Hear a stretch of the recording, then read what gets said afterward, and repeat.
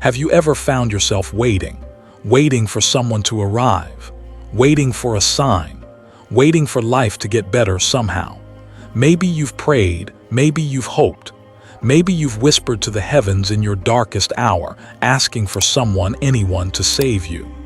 If you have, you're not alone. Humans have done this for thousands of years. We search for saviors in countless forms: gods, teachers, leaders, lovers, even strangers passing through our lives. Because somewhere deep down, it feels safer to believe someone else might fix the things we're too afraid to face.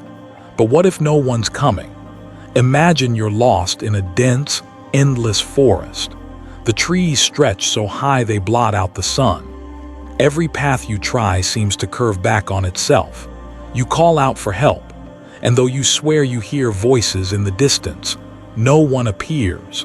In that silence, one chilling truth settles in your bones: no one can walk this path for you. This is exactly what the Buddha realized over 2,500 years ago. After years of seeking teachers, performing rituals, punishing his body, and chasing every promise of deliverance, he came to a startling conclusion. Liberation isn't handed down. It's walked, one conscious step at a time, by you and only you. He spoke it plainly: no one saves us but ourselves. No one can and no one may. We ourselves must walk the path. It wasn't a rejection of compassion or wisdom shared by others. It was a deep recognition of the nature of awakening. Because the work of untangling your own mind belongs to you. This truth isn't harsh, it's freeing. It means you're not at the mercy of fate, of circumstances, or of the whims of unseen forces. The door to peace isn't locked by others. You hold the key. Yet most of us resist this. Why? Because self-responsibility is heavy. It means the anxiety you carry, the anger you cling to, the patterns that keep breaking your heart. They didn't happen to you by accident, and they won't leave unless you let them go.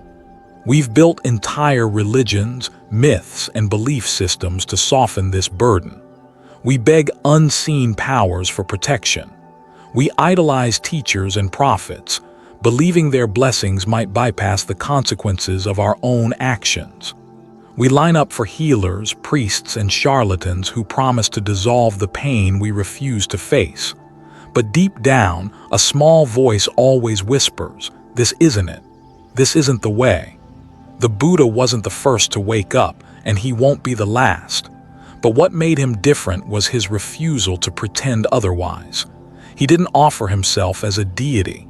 He didn't demand blind devotion. He simply pointed to the path and said, "This way leads out. And here's the thing: no one can carry you down it.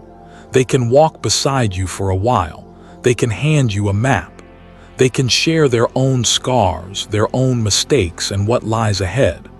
But your feet, your heart, your choices, those are yours alone."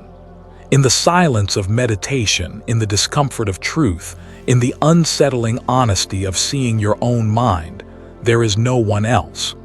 And though it feels terrifying at first, this is the beginning of freedom.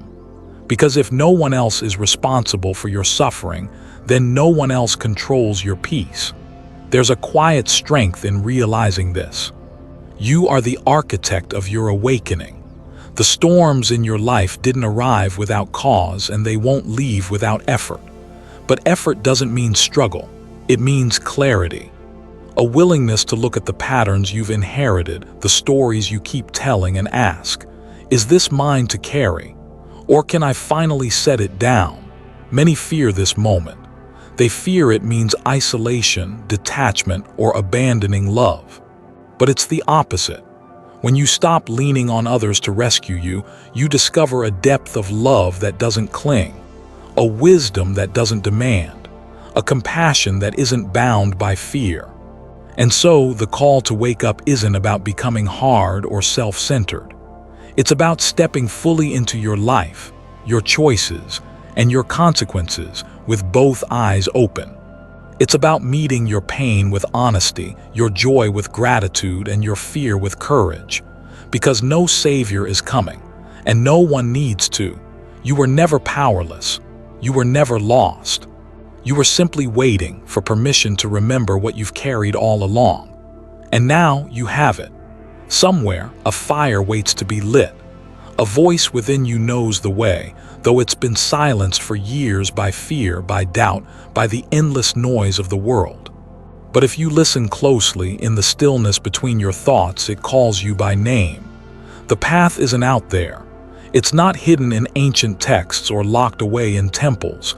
It's beneath your feet, right now, exactly where you are. So take a breath, feel the ground, and begin, because this is where it starts. There's a story I once heard, a story older than memory, told in countless tongues. A man falls into a raging river, struggling against the current. Desperate, he cries out to the heavens, "Someone save me." A log floats by. He ignores it. A boat comes close. He waves it away. A stranger throws him a rope. He refuses to grab it. He keeps calling for a savior, certain that divine hands will descend from the clouds and pull him to safety. In time, he drowns. And when his spirit reaches the other side, he asks bitterly, "Why didn't you save me?" A voice answers, "I sent you a log, a boat, a rope, but you were too busy waiting for something else." We laugh at stories like these. And yet, how many of us live this way, clinging to the fantasy of a rescuer, imagining that peace will come in the shape of a perfect lover, a wise teacher, a powerful guru, or some cosmic event that will finally make sense of the chaos inside us? It's an old illusion, one we inherit from the moment we learn to fear pain. Because as soon as suffering arises, so does the desperate wish for someone, anyone, to take it away. But here's the ancient truth the Buddha spoke. No one can cross your stormy sea for you. They can offer you their hand, their wisdom, their prayers, but the stepping must be your own. Why do we fall for this illusion? Because it's easier to wait for rescue than to face the terrifying possibility that no one is coming. It's easier to believe someone else holds the key than to accept that it's been in our pocket the whole time. Think of the countless movements throughout history built on charismatic figures claiming special access to salvation. The promise of quick answers, the lure of being chosen. People flock to them, desperate to escape their suffering through proximity to someone they imagine is greater, holier, closer to the divine. But what the Buddha taught was not dependence. It was self-reliance forged through clarity. He didn't stand before his followers declaring, "I will save you." He simply illuminated the path they were already standing on, dusted off the truth buried beneath their fears, and said, "Look for yourself." And this terrified people, because real freedom demands responsibility. It asks you to stop blaming your parents, your past, your government, your gods, your ex-lovers, your failures. It strips away every excuse. And when there's nothing left to hide behind, you finally meet yourself. That's the moment many turn back. They run to new saviors, new escapes, a different religion, a different philosophy, a different name for the same old avoidance. But every one of them is a log, a boat, a rope, only useful if you have the courage to grab hold. There's a beautiful saying in Zen, if you meet the Buddha on the road, kill him. It sounds violent, but what it means is this: if you mistake an external figure, even the Buddha himself, as your salvation, you've already lost your way. Because no person, no teaching, no symbol can substitute for the direct experience of awakening within your own heart. You don't need a messiah. You don't need a guru on a pedestal. You need your own eyes open, your own heart steady, your own hands willing to pull yourself from the river. And it's not because others won't help. It's because even if 1,000 voices surround you with wisdom, it won't matter if you refuse to listen. Even if love surrounds you, it won't heal you if you keep turning away. The great mistake is believing salvation lives outside of you. But the Dharma whispers a deeper truth. Everything you seek, you already are. You just forgot. So how do we remember? We begin by letting go of the illusion that our peace depends on others. By seeing that every person who enters our life is not a savior, but a mirror, reflecting back to us the parts of ourselves we're afraid to claim. The anger we see in them is our own. The love we crave from them is a hunger we've abandoned in ourselves. The wisdom we worship in them is a voice inside us we've silenced for too long.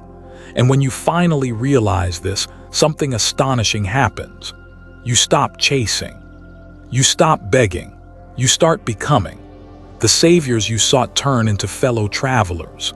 The teachers become companions, no longer higher, no longer lower. And you begin to walk upright through your life, not as a lost soul begging for rescue, but as a fully human being, flawed, beautiful, and awake. The path ahead is yours alone, but you were never meant to walk it in chains. And somewhere within you, a quiet strength stirs. The same strength that carried the Buddha through the wilderness. The same strength that sits silently in the heart of every storm. The same strength that, when you are ready, will carry you home. It was never about finding someone to save you. It was about remembering you didn't need saving. And as this truth begins to settle in your bones, you start to see the world differently. Not as a place of threats and false promises, but as a vast, uncharted landscape of mirrors, each moment reflecting the question, will you walk your path or keep waiting for a rescue that was never meant to come? Listen, can you hear it? The wind moving through the leaves, the rhythm of your own breath, the subtle pulse of life reminding you you're already enough. The next step is yours. There's something deeply comforting about having a doctrine, a set of teachings, a sacred text you can cling to when the night feels too long. We reach for those ancient words like a shipwrecked sailor clutching driftwood in the middle of a stormy sea. And there's nothing wrong with that. It's human. When life falls apart, when love leaves, when the world feels cruel, when grief sits heavy on your chest, of course you'll reach for something larger than yourself. But here's the danger. What begins as a light in the dark can quietly become a cage. You see, the Dharma was never meant to be a crutch. It was meant to be a lamp, a soft, steady flame to illuminate your way, not a structure to hide behind. Yet how many people mistake the pointing finger for the moon? How many turn the teachings themselves into another attachment? We cling to mantras. We chant words we don't feel. We wear symbols we don't understand. We memorize sutras like armor, as if recitation could replace transformation. But the truth is, no amount of scripture will save you if your heart remains unchanged. The Buddha himself warned of this trap. He didn't ask us to bow to statues or drown in rituals. He asked us to wake up, to see for ourselves. He offered the Dharma like a raft to cross a river, not a house to build on the shore. Once you cross, you don't carry the raft on your back. You leave it behind, because the purpose of wisdom isn't to be possessed, it's to be lived. And that requires courage. Courage to let go of certainties. Courage to question even your most sacred beliefs. Courage to step off the well-worn path when your heart tells you the trail has ended. Most of us aren't afraid of suffering. We're afraid of freedom. Because freedom means no more excuses. It means no more blaming karma, the stars, or fate. It means standing bare before the vast unknown with nothing but your own breath to anchor you. And the Dharma, when truly understood, prepares you for that. Not by handing you answers, but by sharpening your questions. Not by sheltering you, but by teaching you how to shelter yourself. I've seen people treat Buddhism like a transaction. Light this incense, say this prayer, wear this bead, and life will spare you its sharpest edges. But that's not the deal. The Dharma doesn't promise you immunity. It promises you clarity. And clarity isn't always kind. Sometimes it means watching the people you love drift away. Sometimes it means feeling every drop of sorrow instead of numbing it. Sometimes it means realizing the only thing standing between you and peace is you. Yet within that realization lies a quiet, unshakable freedom. You start to see that teachings are not meant to be chains but keys. Each principle, each precept is an invitation to look deeper, to ask, what am I clinging to? What am I afraid to see? What truth have I been avoiding? And slowly, the endless maze of blame and distraction begins to dissolve. What's left is raw, luminous presence. It's not dramatic, it won't make headlines, but it will change your life. You'll begin to sit with your grief instead of running from it. You'll start to witness your anger without becoming it. You'll find yourself forgiving the unforgivable, not because you're holy, but because you've realized carrying hatred only burns you. The Dharma is the lamp in your hand as you walk through the night. It won't remove the darkness. It will show you where you're placing your feet. And in time, you may notice something astonishing. The light was never in the lamp alone. It was always in you. The words of sages and scriptures, the chants and meditations, they're beautiful tools. But a tool unused is a burden. A lamp held tightly but never lit is dead weight. The only real practice is the one that moves through your veins. So ask yourself, am I using these teachings to wake up or to hide? Am I carrying wisdom or clinging to it like a security blanket? Because here's the quiet, inconvenient truth. Nothing outside of you can grant you freedom. Not even the Dharma. It can point, it can remind, it can whisper ancient wisdom when you forget. But the walking, the choosing, the becoming, that's yours. And when you finally stop using philosophy as an escape and start using it as fuel, when you stop trying to avoid pain and start transforming it, something extraordinary happens. Life stops being an enemy. Suffering stops being punishment. And the world in all its chaos and tenderness becomes your teacher, not a savior, not a curse, a mirror. And you become a student again, a pilgrim, a flame in the dark, lighting your own way. The Dharma was never meant to carry you.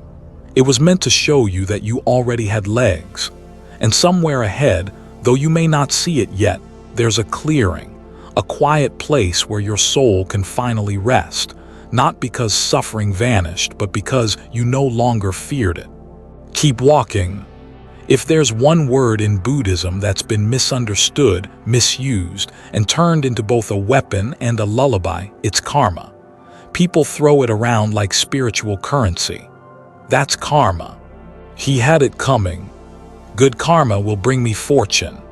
But what if I told you karma isn't about cosmic punishment or some invisible scoreboard keeping track of your mistakes? What if it's something much deeper and far more intimate? You see, karma isn't fate. It's not a distant, detached force throwing lightning bolts at people who cut you off in traffic. It's the ripple effect of your actions, your choices, your intentions, woven into the fabric of your own life. It's not about what happens to you. It's about how you respond to what happens. Every thought you nurture, every word you speak, every deed you perform, they don't just disappear into the void. They echo inside you, around you, through you. Karma is the momentum you build in your heart. It's the habits you train your mind to follow. It's the emotional residue you carry like unseen luggage. And here's the uncomfortable truth. No one else is packing that bag for you. We love to blame our parents, the government, our exes, the economy, bad luck, even the gods, but Buddhism strips all of that away, not to be cruel but to set you free. Because the moment you realize that you are the architect of your experience, a strange, terrifying, exhilarating kind of power is born. Your suffering, it's not random, it's not punishment, it's cause and effect. Not in a superficial, tit-for-tat sense, but in a profound, layered way. If you plant seeds of resentment, don't be surprised when bitterness blooms. If you cultivate kindness, Watch how ease begins to grow in the soil of your days. Karma isn't about blame, it's about responsibility. And responsibility, when misunderstood, can feel heavy, as if every bad thing that's ever happened to you was somehow your fault. But that's not what the Dharma teaches. It teaches that while you may not control every storm, you absolutely control how you set your sail. You might be born into poverty. You might lose someone you love. You might face illness, betrayal, grief. And yet you choose what that suffering makes of you. Does it harden you or soften you? Does it teach you or embitter you? Does it make you cruel or compassionate? That choice is yours, always. And that's where karma lives, not in the past, but in this moment, right now. The karma that matters isn't what you dragged in from 1,000 lifetimes ago. It's the karma you're creating in this breath, this thought, this decision. And once you grasp that, really grasp it, you'll stop waiting for external saviors. You'll stop bargaining with the universe.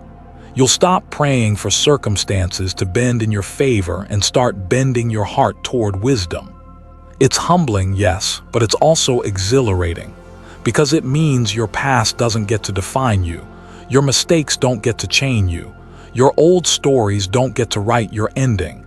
You can choose again, and again, and again. The Buddha called this the path of liberation, not because it's easy, but because it's real. It asks you to stop outsourcing your peace, to stop blaming your suffering on the winds and waves, and to pick up the oar, to row. Even when your arms ache, even when the shore disappears from sight. And as you do, you begin to notice something. The more responsibility you take for your inner life, the lighter the outer world feels. It's not that bad things stop happening. It's that they lose their power to destroy you. Your karma isn't some ticking time bomb. It's a garden. You're the gardener. And every moment you're planting something. Resentment or forgiveness, jealousy or gratitude, cruelty or kindness. And while you can't rip out every weed overnight, you can choose what you plant next. That's the heart of karma. And the heart of freedom.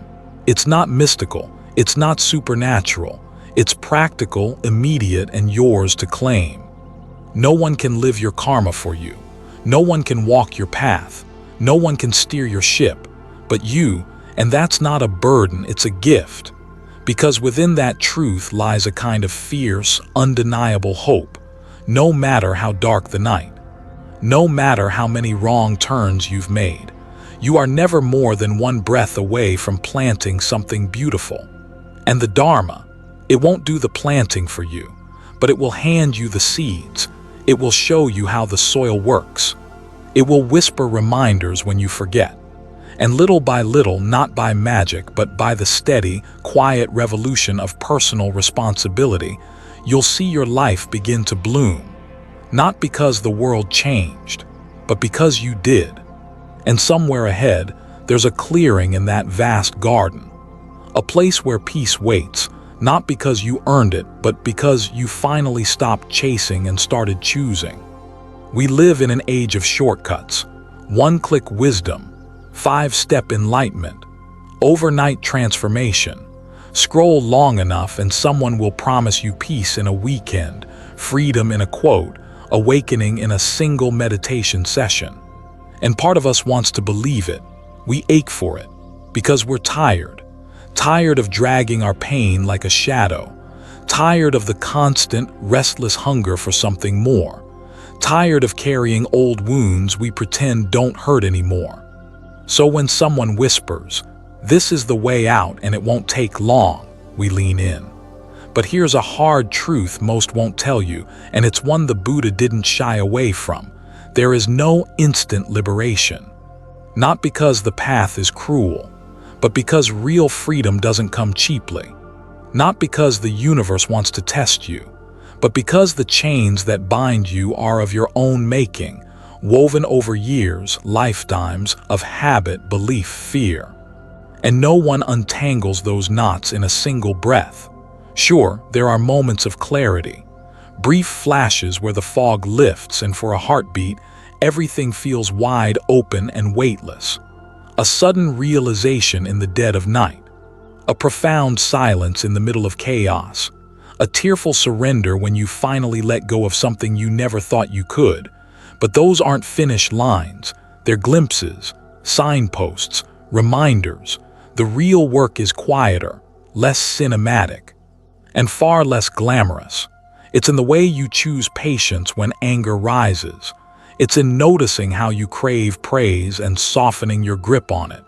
It's in sitting with discomfort instead of numbing it. It's in the small, almost invisible victories. Choosing honesty over convenience, compassion over judgment, silence over reaction. This is the path, and it's not sexy, it won't go viral, it won't always feel good, but it will set you free. Because instant liberation, the kind sold in slogans and sound bites, is a myth, a beautiful, dangerous myth. The Buddha knew this.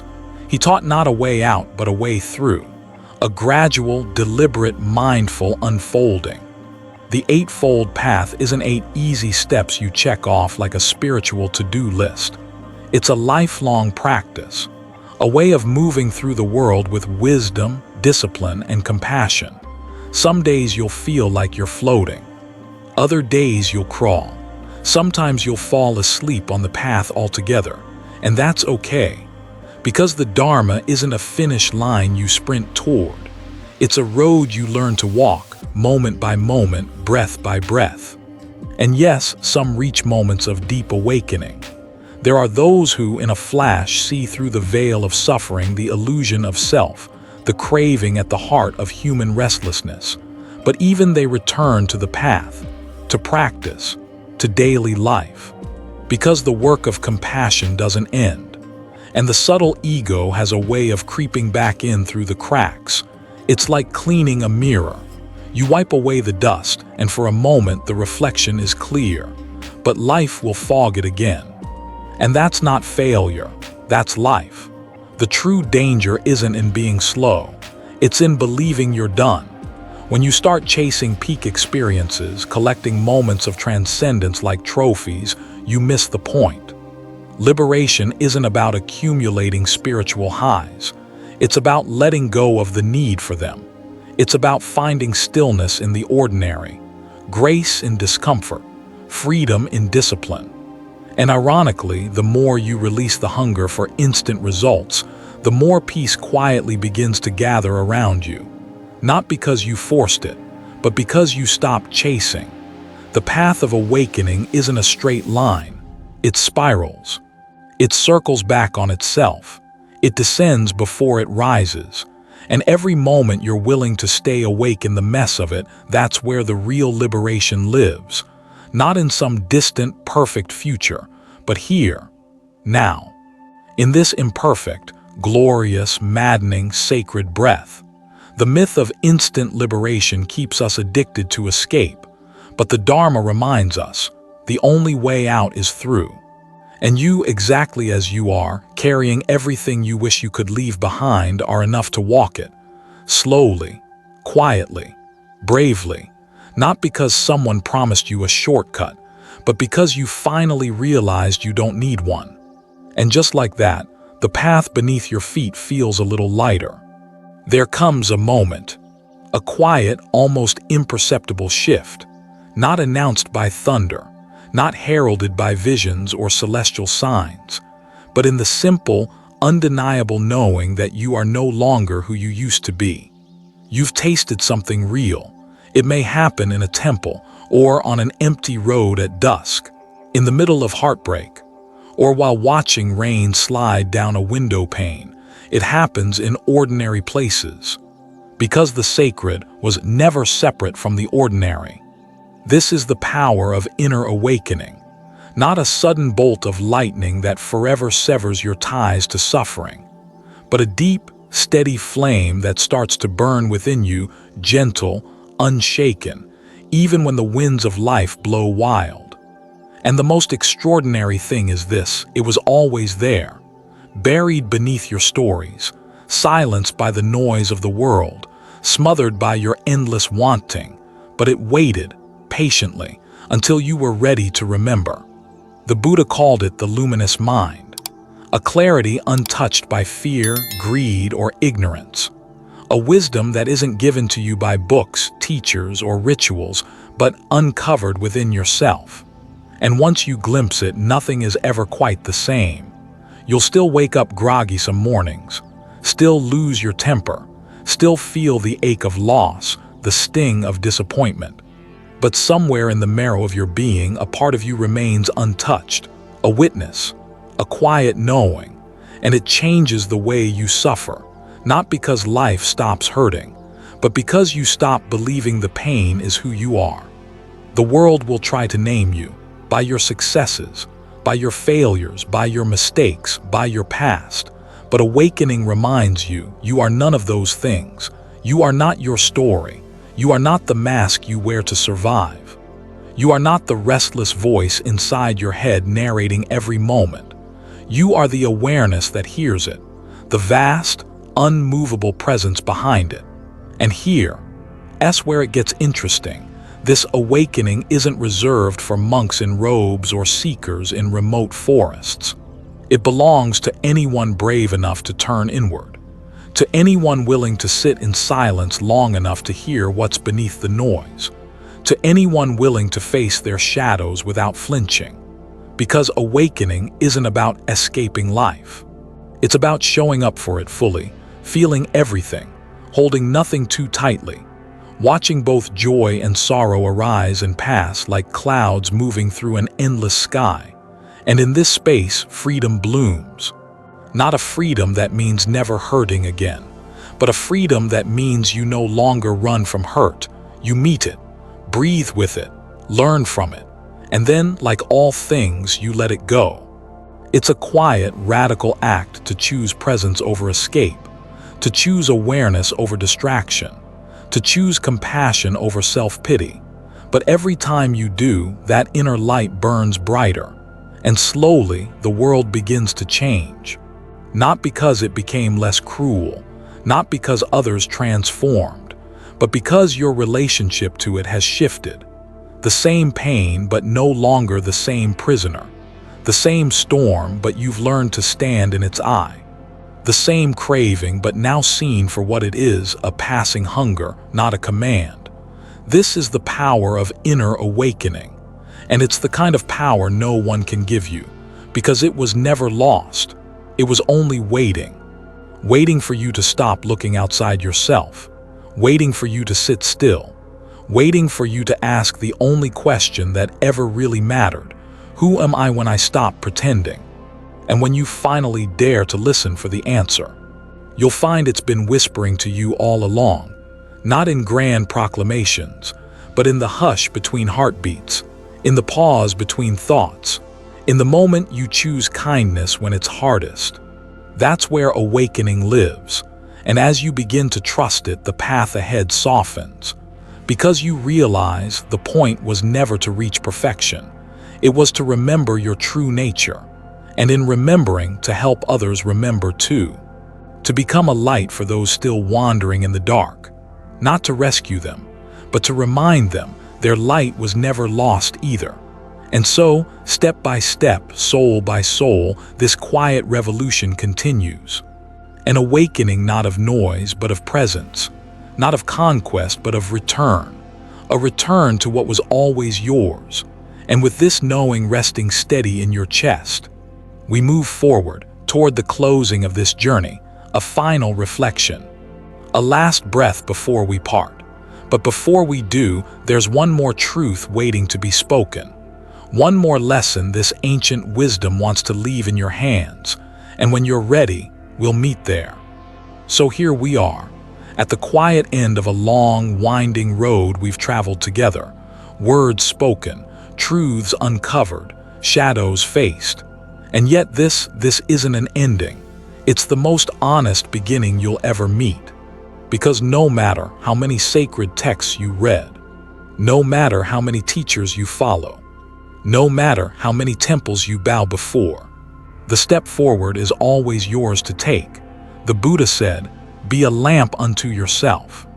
Not because you don't deserve guidance, not because the world is void of wisdom, but because the only true light is the one you kindle within. Others may light the match, but it's your hand that holds the flame.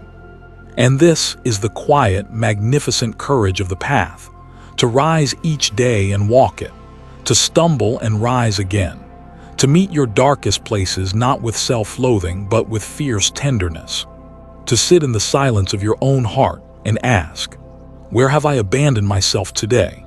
And when the world tells you to numb it, to run from it, to hide, you'll know better, because you've learned that your pain, your joy, your restless longing, they are not enemies to defeat but teachers in disguise. The path was never paved smooth. It was meant to scrape your knees, to test the weight of your devotion, to show you, again and again, what matters when everything else falls away. And what matters is this, that you are awake, that you choose even now to stay awake, that you see the suffering of the world not as proof of its cruelty but as a call to compassion, that you meet yourself moment by moment without armor, without pretense. This is the work. This is the liberation, not a heaven after death, not a life without grief, but a heart so open, so steady that even sorrow passes through it like wind through branches felt but never breaking. And maybe, if you're quiet enough, you'll sense it now. That small, steady flame inside you, the one that's always been there, the one you don't have to earn, the one no storm can ever extinguish. It's yours, your lamp, your path.